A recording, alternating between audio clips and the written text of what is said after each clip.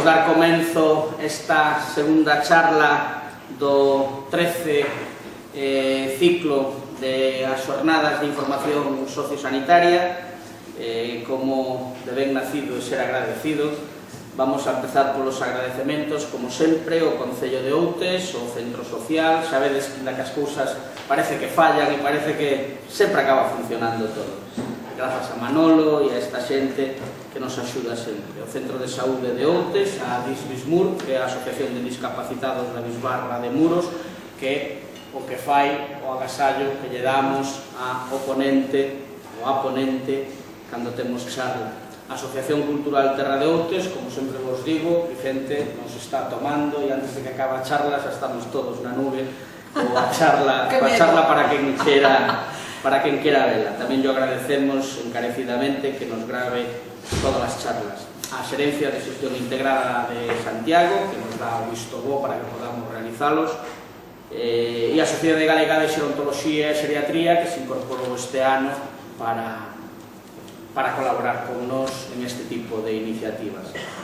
Hoxe, como vos digo, faremos a segunda charla deste ciclo. Os ciclos sabedes que son de 8, o último xoves de cada mes, excepto o de decembro, que xa nos coincido o día 13, xa casi acabamos esta e empezaremos ca seguinte, a preparar a seguinte charla do día 13. Tamén será un xoves e tamén ás 6:30. E hoxe temos a sorte, e digo a sorte porque veredes que é unha charla diferente, en vez de falar de o bo que son e o boas que son as exploracións radiolóxicas e as tomografías e todo isto que sempre pensamos que nos vai xa eso a resolver os problemas, e iso non é máis que unha proba diagnóstica, evidentemente. E contamos con Luisa Lores Aguín, que sempre o decimos mal, e polo menos é radióloga do Complexo Hospitalario de Pontevedra e que nos vai a comentar sobre os estudos radiolóxicos e o seu efecto na saúde. É dicir, nos vamos a poñer ao revés de como é normalmente, en vez de as exploracións que son algo que todos queremos que nos fagan para poder chegar a un diagnóstico previo e un tratamento posterior, pois agora vamos a ver que o mellor esas exploracións non son tan boas como consideramos inicialmente. Ese é o enfoque da charla e agora xa vos deixo con Luisa e, por suposto, dentro dos agradecementos a todas e a todos que estades aquí hoxe.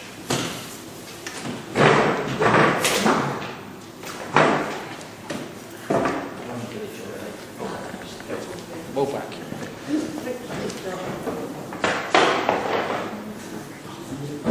Boas tardes a todas e a todos. Eu son unha activista defensora da sanidade pública desde toda a miña vida. Estou moi en contra da privatización sanitaria. Probablemente a miña charla vai a ser distinta a de moitos ponentes que van a vir. Creo que é importante porque hai que ver os puntos de vista todos. O meu, dentro do cariño que lle teño á sanidade pública, é crítico coa situación actual e a xestión que estamos tendo. E vou a explicar por qué. Eu son radióloga e, polo tanto, a miña parte, como José María xa me dixo, xa puxo o título e ademais é o meu, os estudios radiolóxicos. Alta tecnoloxía, vamos a falar, porque nos estudios radiolóxicos está a radiografía, os enemas opacos, que é o que se facía antes, pero desde os anos 80 todo cambiou moito, sobre todo nos últimos 10 anos. Entón, se implantaron, se crearon novas innovacións, aparatos moi atómicos, que se chama a alta tecnoloxía diagnóstica. Son sobre todo o TAC, como sabedes todos, a resonancia magnética, RM, e o PET-TAC. Esos son os máis frecuentemente que se realizan. Esta alta tecnoloxía é unha ferramenta, son ferramentas como para arreglar un grifo utilizase unha chave, ou para facer unha casa utilizase por ladrillos, demais, eu que sei, pois isto se utiliza para diagnosticar. Entonces, ten beneficios para o diagnóstico. Por exemplo, permite, se alguén vai con dolor de barriga ao hospital e lle fan un TAC, é unha persoa maior, é unha persoa moi maior, a mellor delicada de saúde, é mellor, ao mellor, facer un TAC, inda que radie, porque é maior, que entrar na barriga, abrila, sin saber o que vas a topar. Entón, o TAC permite ver a barriga por dentro e o ciruxán xa sabe que vai a topar. Por lo tanto, antes o ciruxán era o rei do mambo, porque chegaba, abría a barriga e decía o que quería. Pero o rei do mambo xa non son eles, porque non lle decimos non vayas por aquí, vai por aquí, porque vemos a barriga por dentro. Ademais, como non hai sangue, nin hai compresas, nin hai nada, está limpiño, vemos bastante ben os novos equipos o diagnóstico. Ademais, debido a que sabemos por onde van os tiros, pois a veces, en vez de abrir a barriga, podemos meter un tubo e facer o que se chama cirurxía laparoscópica, que é unha cirurxía que non hai que abrir a barriga, non ten tantos conflitos despois, con bridas, que a veces se obstruye despois a tripa, de andar aí a fuchicar. Entón, é unha cirurxía que se chama mínimamente invasiva, porque xa sabemos a onde imos a ir, xa sabemos máis ou menos o que vamos a topar, e non era aquilo que facías e logo había que abrir. Non. Ademais, valora se o tratamento que estamos facendo, por exemplo, hai un cancro, vemos como está, metémosle a quimioterapia e vemos como vai. Entón, podemos valorar os TACs e as ecografías tamén, etc., a evolución. Por lo tanto, está claro, eu son radióloga, fago radiografías, informo o TAC e sei que ten beneficios. Que pasa cos novos TAC? Antes non, o TAC iba, digamos, a pedales. Ti poñías ao paciente na mesa e facías como un salchichón, un corte, outro corte, e logo xuntabas os cortes. Para facer ese TAC había que gastar tempo. E as persoas non se podían mover. Moitas veces non aguantaban a respiración e salía movido, e os nenos era imposible facer ese TAC, porque salía sempre movido. Que pasa cos novos TAC? Que ti cortas o salchichón como cunha máquina, pin, e faz todos os cortes en unha espiral a vez. En 5 segundos faz un estudio. Os nenos non lle dá tempo a chorar, entonces os estudios son de moi boa calidad. E que pasa con eso? Que se disparou o uso do TAC? E sobre todo, o máis importante é que non se disparou porque xa que podemos utilizar para máis patoloxías, é normal que se utilice máis. Non, se disparou por enriba de todas as posibles necesidades de todo tipo. E sobre todo, é con moito en Galicia. Nos hospitais privados e en algúns comarcais daqui de Galicia que non hai radiólogo pola noite, e chega un neno con sospecha de apendicite, e a apendicite ao mellor lle faz unha ecografía e di sí, creo que ten apendicite ou non creo que non ten, non opere, se espera, e a persoa falta radiólogo. Como non hai, falle un TAC, radiando o neno sin necesidade, para forrar o radiólogo de guardia. Entón, eso hai que saber. Nunca na vida, eso non digo eu, o de a bibliografía, se radiou tanto as persoas e o medio ambiente. Porque non solamente somos nós, é que o dispare de TAC está aquí, está en cada país que se desenrola, cada vez hai máis TAC e cada vez hai máis estudios. Na India, China, 1.500 millóns. Por exemplo, aquí se fai máis ou menos 10 TACs ao 10% da poboación todos os anos. Ali, se é 10%, son 150 millóns de TAC.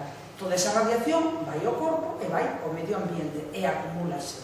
Cando antes era imperceptible, casi non era importante a radiación do medio ambiente o que afectaba o TAC, agora xa é moi significativa, hasta mellor 2/3 ou máis da radiación ambiental é producida polo TAC e por todas estas probas que estamos facendo de isto. Están informados os pacientes? Pouco. Están informados os profesionais? Moi pouco. Os radiólogos? Non tanto. Non interesa explicar os riscos que teñen as exploracións, só interesa facer exploración. O PET-TAC que o PET-TAC se faise en Santiago, no Chus ou en Vigo, nos que non temos, son o que se chama equipos híbridos, porque mezclan un TAC e medicina nuclear. Medicina nuclear como unha mamografía que se facía antes, porque é con un produto radiativo que vai a donde está a patoloxía e brilla, pois isto fan un TAC e brilla no corte de tal o que é patolóxico, o cual é moi bo para o cancro. Unha persoa, cando se estratifica dun cancro, ten un cancro de pulmón, famos un PET-TAC e vemos se solamente está no pulmón, se está no outro lado, se se pode operar ou non se pode operar. Entonces, é beneficioso? Sí. Faise en exceso? Demasiado. Porque isto radia 5 ou 6 veces como un TAC. E ademais, en Galicia, dos 4 PET-TAC que hai, 3 son privados ou de xestión privada. Porque as empresas se deron conta que se convertes os pacientes en clientes e lle ofertas unha tecnoloxía que lle estás todo o día publicitando tan, o que se di, fascinante, o que se chama fascinación tecnolóxica, isto é un gran negocio. Porque que quere a xente se non a súa saúde? E se eles creen que lle vai ben, pois, claro que o farán. Que pasa con radiar os nenos?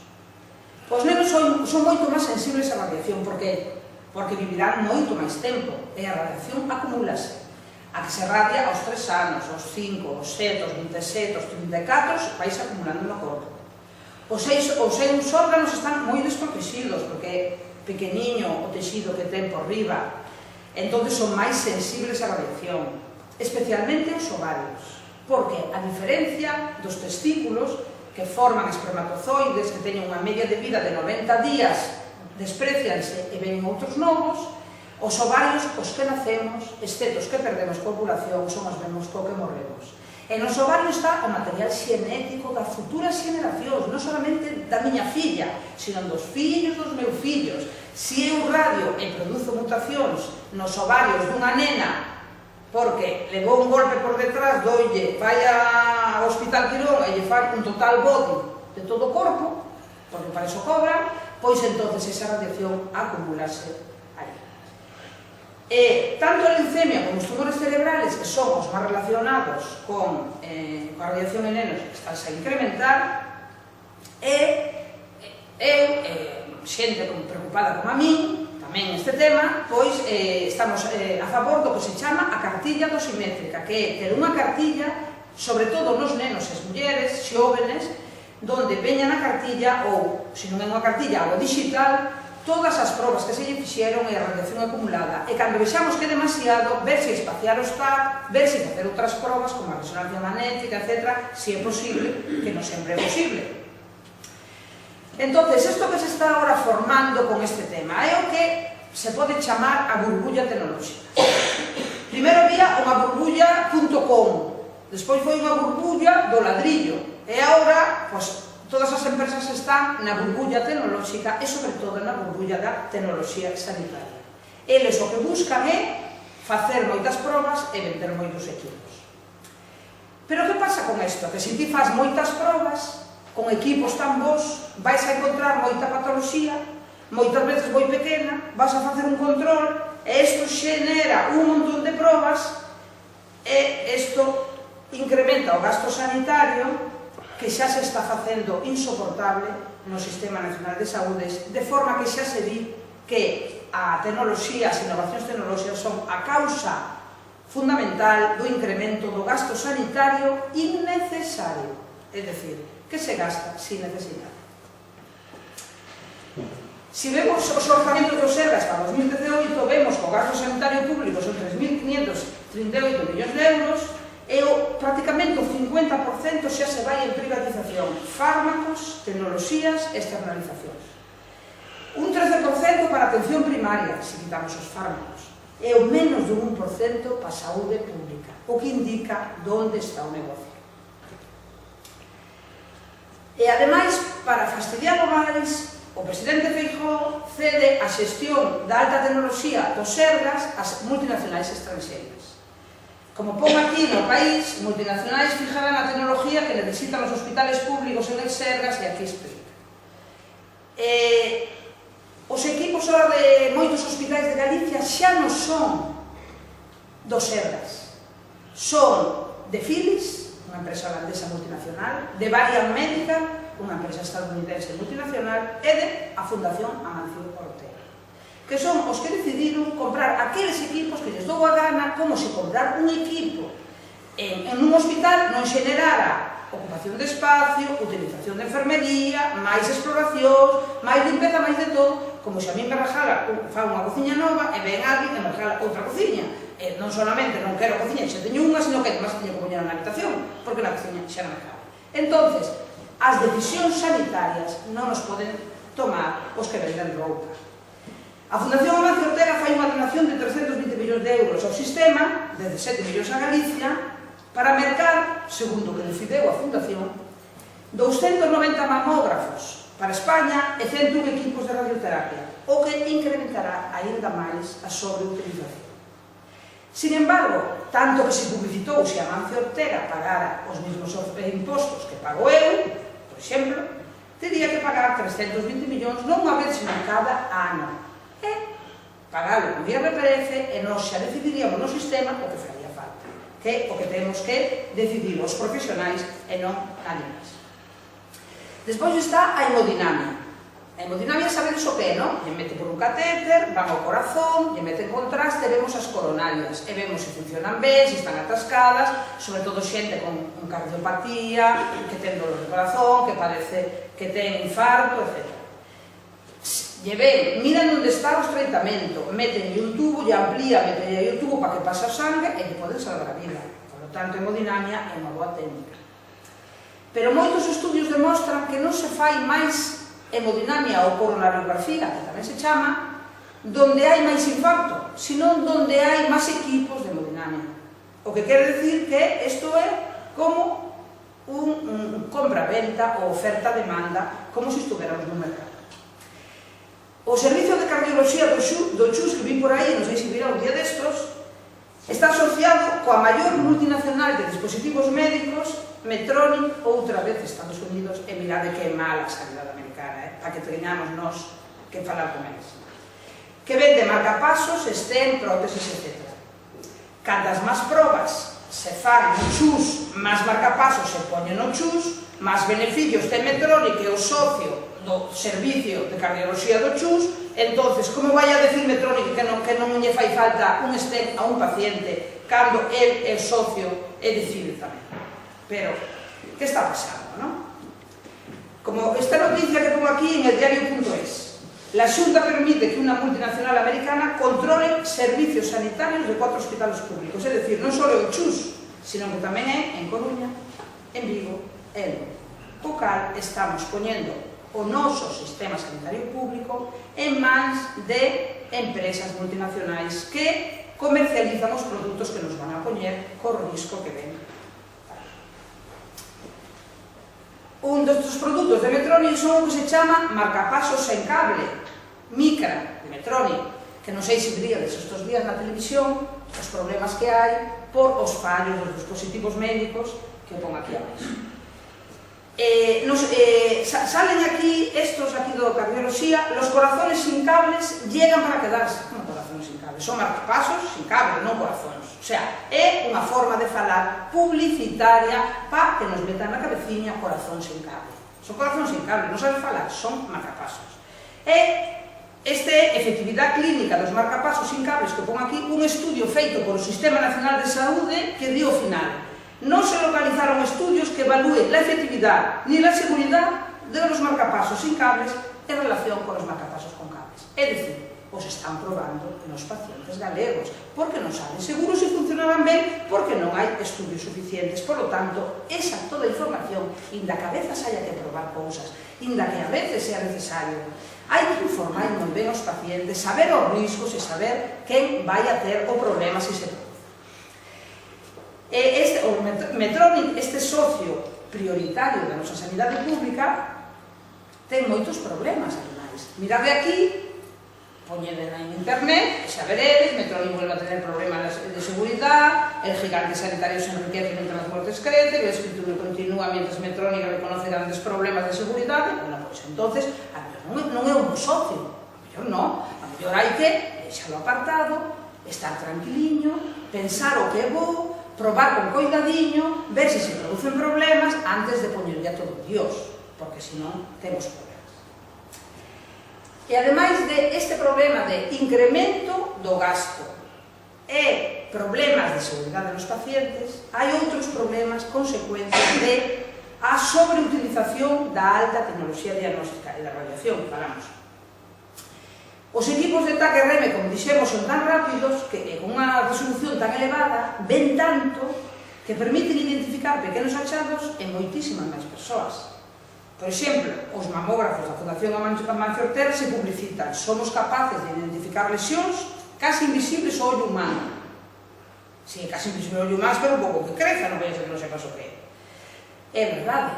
Son tan pequenas estas cousas que os radiólogos non sabemos se son variantes, se son cousas leves ou se son problemas graves. Entón, acaban en biopsia. Pero os patólogos tampouco saben. Porque esas cousas tan pequenas non lle chegan, non están acostumados a eso, a esas cousas, a esos cancros enanos, non? Entonces, ao final, que fai? Ante a dúda, vamos a operar e a controlar. Que pasa con isto? Que se xera unha epidemia de enfermedade, unha sensación de que estamos todos enfermos. Todos estamos enfermos e buscamos o suficiente. E o outro que di, un enfermo é un enfermo mal diagnosticado. É dicir, estamos xa nun momento, moitas médicos e enfermeiras críticos co que está pasando, falamos moitas veces deste tema, estamos sumamente preocupados, porque estamos pasando. Coidado con eso, preguntade ben sempre que se decida, porque non todo é como parece. E o de próstata. Ahora, cando unha persoa vai a calquer, un home vai ao médico porque lle doi a garganta, fai un PSA. E o PSA pode estar un pouco elevado. Entón, lle pinchan 200 veces a próstata hasta que topan unha célula que sea displásica e acaban operando da próstata cos graves problemas de impotencia e incontinencia urinaria que poden ter. Entón, isto que xa estás a facer non está aprobado. Non a nivel estranxeiro, sino ni siquiera no Sistema Nacional de Saúde, que non permite facer un PSA a varóns asintomáticos. Se ti vas con un problema de próstata, será outra cousa, pero se ti vas con petes anginas, non hai que facer un PSA, porque corres alto risco de quedar listo. E agora hai un problema moito maior, que é a biopsia líquida, que xa vedes que hasta nos piden cartos en la propia papel. Mira, campaña de micromecenado, biopsia líquida, Galicia na vanguardia, colabora, ainda por riba, colabora, pero non temos un Sistema Nacional de Saúde. Que é biopsia líquida? É que te colle un pouco de sangre, un pouco de saliva, un pouco de orina e buscan células de cancro. Ao mellor, se tes un cancro cerebral e de biopsia, habrá cousas que mellor eso pode estar indicado, pero están empezando a querer utilizarlas tamén para cribado. É dicir, que calqueira que teña medo vai a facer unha análise a ver se encontra células de cancro. Estudios se fixeron que poden detectar hasta 250.000 diagnósticos erróneos de cancro, duplicando a incidencia de cancro de España e posiblemente, claro, duplicando o negocio. Esta xestión que estamos facendo, que está a facer Feijóo, que é pioneiro, pero moi listo, e privatiza pasiño a pasiño e por detrás, sin que nadie se entere, é un fracaso. Porque a mortalidade por cancro non descende realmente. Se os fijades aquí, a mortalidade por cancro de mama, en 98 morreron 5.759 mulleres, no 2008 6.000, e no 2015 6.212. A mellor non é que aumente, porque a población envellece. Mais ou menos morre a mesma xente, vamos a supoñer. Pero, en todo caso, é un fracaso despois de tanto cuidado, tanto gasto e tal. Igual nos estamos equivocando. Entonces, igual, hai que sentarse, discutir, pero calqueira de nada, madre mía. Se dis algo en contra de calquer cosa que están a facer, vamos, non sabes nunca máis a foto. Pero a población morre. Morre do mesmo que nos preocupa, que preocupa a industria, ou morre de outras cousas? De que morre a nosa población? Pois a nosa población, o 50% da mortalidade está aquí, nestas 5 primeiras causas, según un estudio publicado recentemente. O 15% de infarto, o 13,6% de Alzheimer, que non sei se exaxeran o diagnóstico porque é moi difícil diagnosticar un Alzheimer cando non está moi avanzado, moi avanzado sí, pero somos o país do mundo onde estamos de segundo de mortalidade por Alzheimer. Bueno, ictus, un 7%, é pouco, un 7%, cáncer de pulmón, un 6%. Isto é o 50% da mortalidade, estas 5 causas. Quen provoca isto? Que provoca isto? A xente morre porque a nos empeorou moito a nosa forma de vida. A cardiopatía isquémica, primeira causa, 15%. Cales son as causas? Tabaquismo, obesidade, sedentarismo, diabetes, hipertensión, colesterol e falta de vitamina D. Enfermedade de Alzheimer, tabaquismo, obesidade, sedentarismo, diabetes, hipertensión, colesterol e falta de vitamina D. Ictus, o mesmo, EPOC, cáncer de pulmón, tabaquismo e contaminación. Entonces, hai que deixar de fumar, porque fumar é a primeira causa de morte neste país. Está detrás da morte de un 33%, unha de cada 3 mortes neste país está vinculada ao tabaco, porque non solamente o cancro de pulmón, o cancro de vexiga, o cancro do esófago, o cancro do otorrino, e o EPOC, son moitas cousas.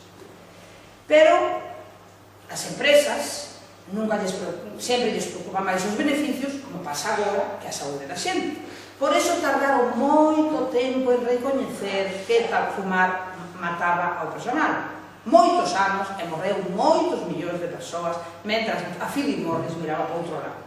E ademais fixeron grandes programas de marketing, como pasa agora. Vos vedes que encendedes a sexta, quinta, cuarta ou tercera e non falan máis que falar de medicina. Todo o día falando de os robós, non sei que, tal. Se nos deixen ni en paz, eu xa apago a tele, pero deixame en paz vivir, non? Aquí vedes fumar como símbolo de sexualidade, cando o tabaco aumenta o risco de sequedade vaginal, se atrofia genital, acelera a menopausia e disminuye a secreción de estróxenos. E non digamos no home, provoca esclerosis e impotencia. Por lo tanto, non me digas que fumar ten algún vínculo coa revolución sexual. Entón, realmente, por que morremos? Non porque non tomemos tantos fármacos, a veces hai que tomarlos, se fa falta, non digo que non hai que tomar 15 días, non fan, pero bueno, a veces hai que tomar. Pero morremos sobre todo porque a nosa forma de vida non é adecuada. Potenciando a atención primaria, onde traballa José María, atención primaria, para facer programas de saúde, enfermería, cuidados dos maiores. Mellorando a alimentación nosa de toda a vida, dos nosos maiores. Potenciando o transporte público, menos contaminación. A lei do tabaco, que xa non está frenada. E cos medios de comunicación dedicados a promocionar a saúde. Alguna vez ponen di na SER pola mañá non fumar, que é moi complicado? Non, nunca falan deso, do tabaco, falan de outras cousas, de cousas de descargas para o corazón, de rollos así tecnolóxicos, pero non do importante, que é non chegar a enfermar. O importante non é tratar, senón non chegar a enfermar. Entón, melloraría a nosa calidade de vida, baixaría a depresión, as demencias e a mortalidade descendería drásticamente. Porque tras a lei do tabaco, tras a publicación, pouco tempo despois, os niveles de contaminación baixaron 8 veces menos nos bares. Se reduxeron as admisións hospitalarias por EPOC un 15%, por asma un 19% en homes e 21 en mulleres, en 2011 con respecto ao 2005. As mortes por infarto, sobre todo en mulleres, baixaron drásticamente. Nun estudio en Girona, a mortalidade por infarto disminuye un 18% en 2 anos, só coa lei do tabaco. E disminuye o risco de prematuridade e de baixo peso nos recién nacidos. Pero as cousas non pintan ben en Galicia. A pesar dos produtos saudables da nosa mellor comida do mundo, temos a segunda maior tasa de Europa en obesidade despois do Reino Unido, e Galicia é das máis altas de España, sobre todo mulleres. Estamos no top da obesidade, do crecemento da obesidade a nivel mundial. As mulleres adolescentes están no top de fumadoras de Europa, 33%. As mulleres de baixos recursos fuman un 40% máis que as universitarias, o que quere dicir que hai falta de información. E consumen, as máis pobres consumen un 11% da renda que entra nos fogares en tabaco, aumentando a pobreza infantil. Vamos a botar a culpa elas? As mulleres españolas somos as máis sedentarias de Europa xunto con humanas. E a Xunta gasta en saúde pública, en promocionar a saúde, que é realmente o que melloraría a saúde, menos de 1% do gasto sanitario. E ademais, como dixemos, existe un freno no desenvolvemento da lei do tabaco. As multas caeron a mitad en Galicia en 3 anos, por incumprimentos. A mortalidade por infarto volveu a medrar. A mortalidade por cancro de pulmón non para de medrar nas mulleres galegas. A lei establece, por exemplo, que non se pode fumar nas terrazas. Temos todas as terrazas ocupadas. Os nenos non teñen onde xogar. Xa non hai nas nenos nada correteado. Está todo cheo de bares. ainda por riba os tapan e poñen estas lámparas, entonces nos estamos matando doblemente. Cando o primeiro, como a mortalidade por cancro coa lei de tabaco non se nota moito, porque o cancro tarda uns anos que se relase, pero sí xa se notou nos camareiros, que baixou drásticamente coa lei de tabaco, porque eles sí que están moi sometidos. Xa me falta menos, vamos a falar do caso da vitamina D. Máis do 90% da vitamina D a produce o propio corpo, pola exposición ao sol. En España, o país do sol, o 80% dos maiores de 65 anos teñen menos de 20 microgramos por mililitro de vitamina D, cando o mínimo se considera 30, é dicir, temos hipovitaminosis D. Pero o peor, nos estudiantes de Medicina de Canarias fixeron un estudio e tamén teñen baixo vitamina D nas Islas Canarias, que debe de ser o sitio maravilloso do sol. Por que? Porque temos medo ao melanoma. Que pasa entonces co melanoma? Pasan cousas raras. Por exemplo, o melanoma é frecuente en localizacións pouco expostas ao sol, o fondo do ollo, na parte interior das pernas das mulleres e na planta dos pés, en negros e en xaponeses, que é difícil que se expoñan ao sol. É pouco frecuente nos mariñeiros e nos agricultores, que están máis ao sol. E a pesar das cremas e de todo o gasto en cremas que miramos, incrementa a mortalidade tamén en melanoma. O que pasa, entonces, algo estaremos facendo mal. Pero o negocio das cremas son 223 millóns de euros ao ano, a pesar de que as cremas danan ao medio ambiente, alteran a barreira de coral, por exemplo, en Hawái, están prohibidas as cremas solares. Entonces, como están facendo, gastando tanto cuspe coas cremas solares, cando morre máis xente polo tabaco nunha semana que por melanoma en todo o ano. Entonces, habrá que aclarar. A mellor o melanoma, se te produce invasivo e te mata, hai moito que falar deso, pero non é o rollo de menos falalo, pero está claro que mellor é dedicarse ao tabaquismo. E vamos a ver para que é importante a vitamina D. Inda que a vitamina D chamase vitamina, realmente considerase unha hormona. É un produto esencial na vida. Na vida é esencial. Non solamente porque mineraliza o oso e provoca debilidade muscular se non notese caída, sino porque mirade os estudios diferentes o que provoca a vitamina D. La vitamina D ayuda a frenar el avance del cáncer de colon. Confirman que la falta de vitamina D se asocia a un mayor riesgo de Alzheimer. El déficit de vitamina D aumenta el riesgo de propagación, es decir, de metástasis de cáncer de mama. Niveles elevados de vitamina D mejoran mucho la supervivencia de cáncer de mama. La vitamina D protege de esclerosis múltiple y otras enfermedades inmunológicas. O sea, que non temos tempo a facer o que este parlamento. Entonces, eso é o que está pasando coa privatización. Por lo tanto, eu creo e penso que a sanidade con este goberno non está en boas bases. Estamos en un punto en que moitos médicos e médicas non nos fiamos xa das recomendaciones que nos dan, porque non creemos que algunhas non están ben ditas, non son inflexibles, non son científicas.